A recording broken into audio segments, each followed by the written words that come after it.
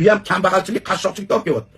Radar, palasa, bu qatdan bu mayli ishtirok bo'lsa ham 10 ming, 20 ming bo'lsa mayli. 1 million 540 ming, oy, odamlar 700 ming pensiya olsa, 1,5 million oylik olsa, ishga borib kelguncha deydi, benzin, obyektimni bankada olib borib yeb dedi, 1,5 million oyligi 1 oy kutsam deydi.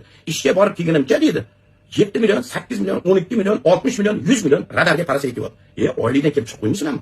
Bu oxirgi kelishim shu bo'lsin. 200 kilovat limit qo'yib qo'yibsizlar. 200 kilovat limit Qirg'izistonda ham, Qozog'istonda ham, Rossiyada ham yo'q bu. 6 jonga, 12 jonga qanaqasiga yetsin? Ertak hamma o'chirib chiqib, o'chirib vaqt ertalabda kechgacha ishlamiz deydi. 200 kilovat bir pastga kelyapti, 200 kilovatdan buyog'i deydi. 900 ming, 200 kilovatdan buyog'i deydi, 1,5 million. Bu hozir apreldan yana olsa, prezidentimiz qarorni qanaqa bajaramiz? Baraka topinglar. Prezident bunaqa deyapti. Aslida bunaqa bo'lsa. Ertaga u ham mayli. Hop, radarga tushsa, palasaga tushsa, shtrapini to'lab olasizlar-da. Endi 12 bal chiqarganinglar yana nima bo'lyapti? Shtrapni pulini olsanglar, radarni pulini olsanglar, palasani pulini olsanglar, 200 ming pulini olsanglar. Xalqi o'zi oxirgi suyagiga o'zi xalqi noroziligini olib kelyapsizlar, davlatga, prezidentga ishonchsizlik olib kelyapsizlar. Hisob bilan bo'linglar, deputatlari, Oliy Majlis deputatlari, Qonunchilik palatasidagilar, o g'aflat uyqusidagilar, nimaga xalqingizga, farzandingizga, kelajakka bunaqa xiyonat qilyapsizlar? Sizlar prezidentga ham, xalqqa ham xiyonat qilyapsizlar. Nahotki biz o'zimizda ishlab chiqarilgan, o'zimizda yetkaziladigan energiyani o'zimizning xalqimizga limit belgilashimiz kerak-ku, boshqa davlatga eksport qilishimiz kerak. Qani mantiq? Bormi mantiq? И какие объемы сможете экспортировать? Это будет зависеть от мощности кабеля и желания партнеров, готовы в больших объемах поставлять. Энергия конечная будет попадать в Азербайджан или дальше? В Европу. Ну, у вас Энергии давать. свой спрос есть на электроэнергию. Ну, сейчас полностью покрываем. Полностью покрываете? Да. Спасибо.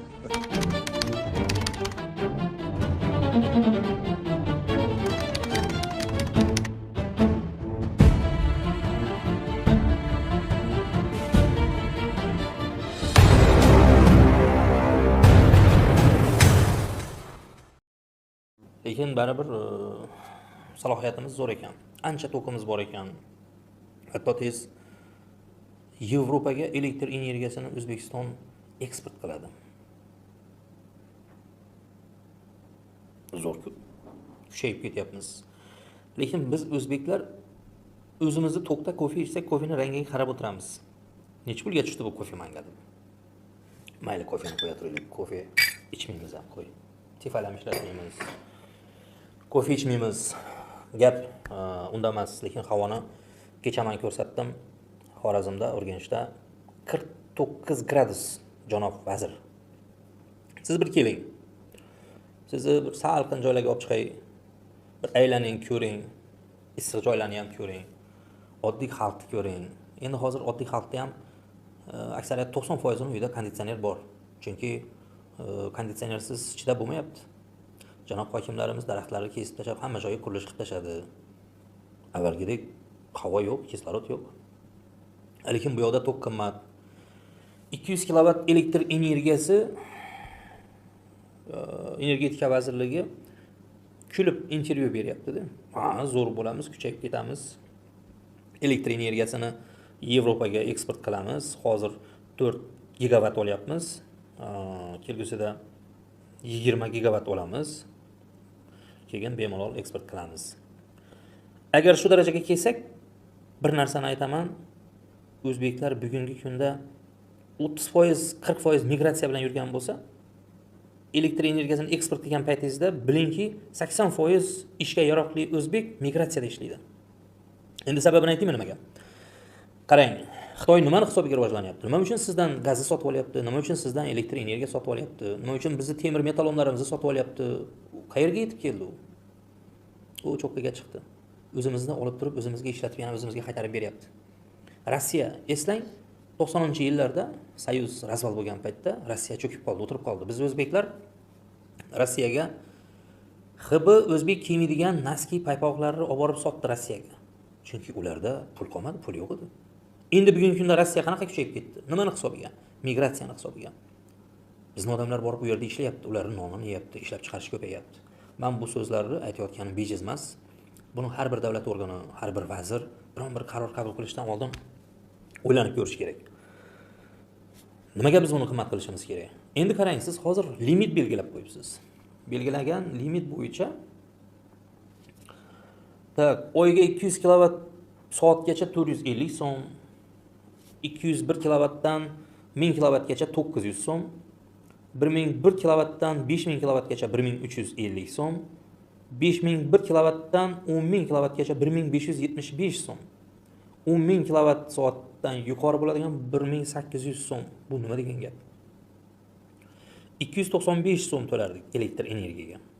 Bir konditsioner 1.8 kilovat elektr energiyasi iste'mol qiladi bir konditsioner soatiga.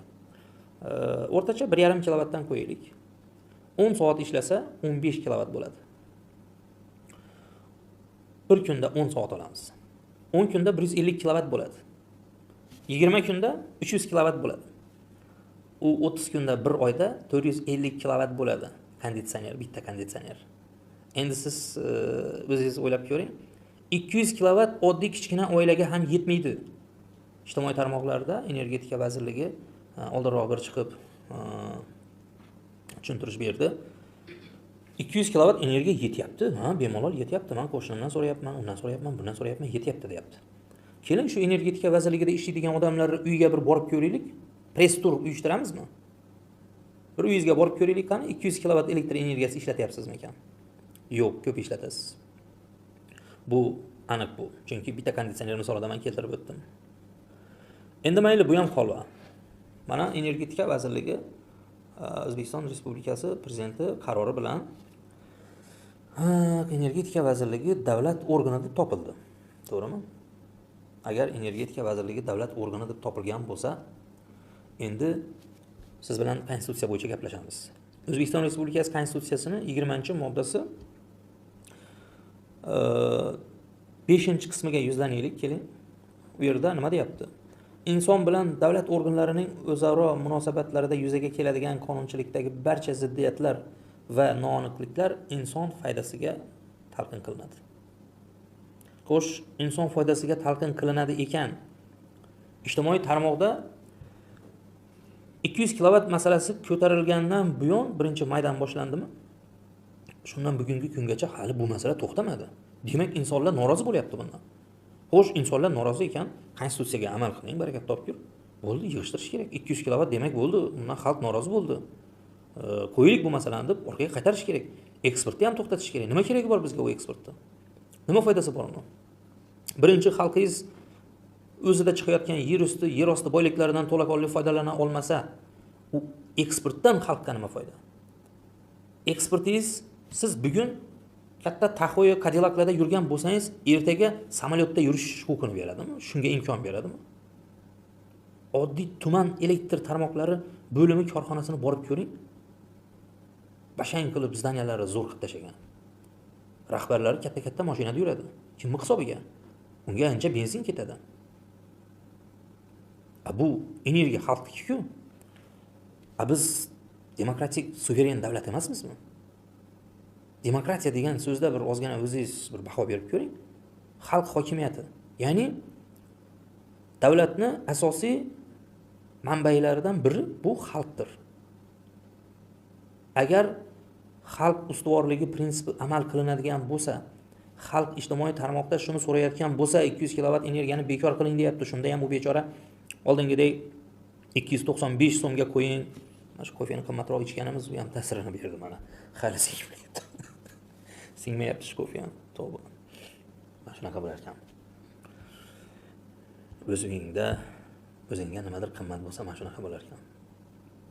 Men ham zo'rg'acha deyapman. To'g'ri, oldin 300 ming, 200 ming, 400 ming bilan masalani yopadigan bo'lsak, elektr energiyani endi hozir 1 million bilan yopyapmiz. Chunki elektr energiya rasxodimiz ko'p. Zamon rivojlandi. Hamma joy texnika, konditsioner. Xo'sh, yana oldingi gapga qaytamiz. Agar xalq so'rayotgan bo'lsa, 200 kilovatni bekor qiling deyotgan bo'lsa, nima uchun bekor qilmayapsiz? Nima uchun? Eksportni qo'yib turib, taklif kiritib, Janob Vazirlar Mahkamasi yoki energetika vazirligi xalq mana shuni talab qilyapti. Biz birinchi xalqni o'ylashimiz kerak. Xalq uchun yetarli qilishimiz kerak hamma narsani. Eksportni keyin qilarmiz deb xalqqa o'shani limitini bekor qilib, arzon berish masalasini o'rtaga qo'yish kerak edi. Lekin hech kim bunga e'tibor bermayapti. Anchadan beri muhokama bo'lib yotibdi, challengelar bo'lib ketdi bu bo'yicha. Lekin foydasiz. Nimaga bunaqa? Nimaga konstitutsiyaga zid? Xalq so'rayapti. Konstitutsiyada davlatda asosiy manbai xalq deyilyapti. Demokratiya deyapmiz. Xalq manfaati hamma narsadan ustun deyapmiz. Lekin nima uchun bajarilmayapti? Nimaga? Energetika vazirligi ayting, nima uchun? 5 megavatli quyosh stansiyasi qurdik deb maqtanasiz, shamol generatorlari.